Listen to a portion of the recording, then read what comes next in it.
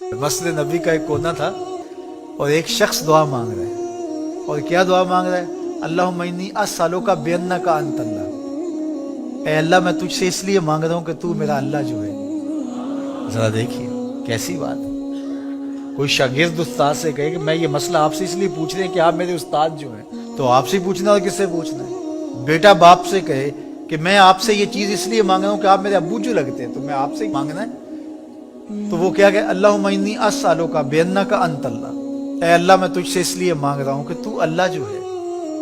ला इलाहा इल्ला अंता, तेरे अलावा मेरा है भी तो कोई नहीं। तो वो ये कह के दुआ मांग रहा था। तो हुजूर ने सुना तो एक सहाबी को कहा, वो जो कोने में मांग रहे ना, उसको जाके कहो तुम्हारी दुआ कबूल हो गई।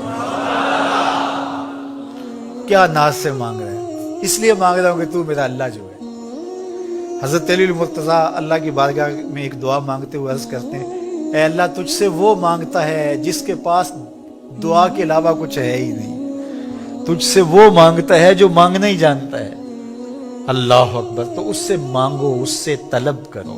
फिर इरशाद फरमाया कि वालम, और जान, अन्नल उम्मता लविज्तमअत अला अन यनफऊका बिशैइन लन यनफऊका इल्ला बिशैइन कद कतबल्लाहु लक। सारी दुनिया जमा हो जाए, सारी मखलूक इकट्ठी हो जाए और तुझे नफा पहुंचाना चाहे, वो नहीं पहुंचा सकते कि मगर वही जो अल्लाह ने तेरे लिए लिखा है। वला विज्तमउ अला अन यदुर्रुका बिशैइन लम यदुर्रुका इल्ला बिशैइन कद कतबहुल्लाहु अलैक। फरमाया कि अगर वो तुम्हें नुकसान पहुंचाने पर तुल जाएं, सारा जमाना चाहे कि तुझे नुकसान पहुंचाए, लेकिन अल्लाह ना चाहे तो वो नहीं पहुंचा सकते। इतना अल्लाह पर भरोसा कर ले। दुनिया खिलाफ हो जाए, जमाना खिलाफ हो जाए, हुआ ना?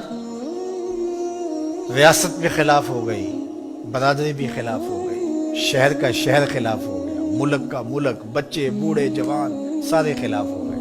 एक ही तौहीद परस्त हजरत खलीलुल्लाह, सारा जमाना मुखालिफ। तौहीद तो ये है कि खुदा हशर में कह दे। तौहीद तो ये है कि खुदा हशर में कह दे, ये बंदा दो आलम से खफा मेरे लिए था। ये बंदा दो आलम से खफा मेरे लिए था। हजरत खलीलुल्लाह को जलाने के लिए पूरा बाबल शहर जमा हो जाता है। आयाने सल्तनत कुर्सियों पे बराजमान हो जाते हैं, आग के अलाव रोशन हो जाते हैं। मिंजनीक में डाल करके हजरत खलील को आग में डाला जाने लगा है। अल्लाह अकबर।